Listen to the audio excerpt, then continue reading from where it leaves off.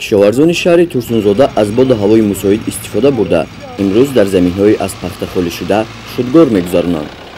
Бояд гуфт ки дар тобеи ҷамоати деҳоти Қаратоғи шаҳри Турсунзода зиёда аз 200 хоҷагоҳи хурду бузург мавҷуд буда шуғли асосии онҳо пахтакорӣ ва сабзавоткорӣ мебошад. раёсати кишоварзии шаҳри Турсунзода иттилоъ медиҳад барои саривақт анҷом додани корҳои саҳроӣ ба таври зарурӣ сӯзишворӣ ва тухмиёӣ босифат захира карда шудааст ва ҳамаи хоҷагоҳи хурду миёна барои иҷрои дурнамои нақшаҳо омодагии хуб диданд. соли ҷорӣ мо нақшаи пахтаро барзиёд иҷро кардем. ана ҳозир дар саҳро тоза кардани саҳро аз рӯзапая сар шудааст.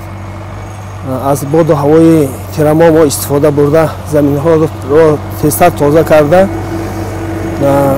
шудгорро барвақттар босифат гузарондани ҳастем.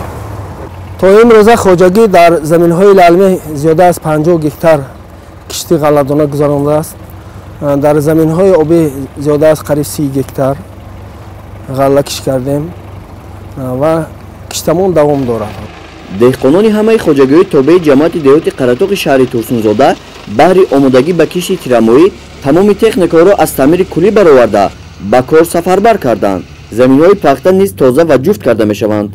дар ҳудуди ҷамоати деҳоти Қаратоғ 354 адад хоҷагоҳи хурди деҳқонӣ мавҷуд аст ки масоҳати умумии заминҳои коромашон 1200 гектарро ташкил мекунанд.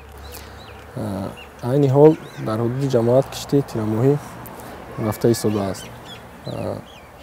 деҳқонони кишоварзони ҳудуди ҷамоати деҳоти Қаратоғ то ҳозир зиёда аз 500 гектар кишти тирамоҳӣ гузаронданд ва кишти тирамоҳӣ давом дода истоданд.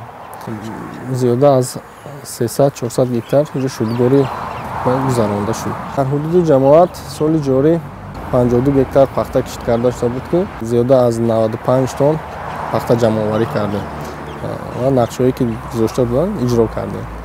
бояд гуфт ки кишоварзони хоҷагоҳи хурду бузурги шаҳри Турсунзода низ дар қатори дигар хоҷагоҳои минтақа нишондиҳандаҳои истеҳсоли маҳсулоти кишоварзиро баланд бардошта дар ғанӣ гардондани бозори дохилии кишвар саҳми арзандаи худро мегузоранд.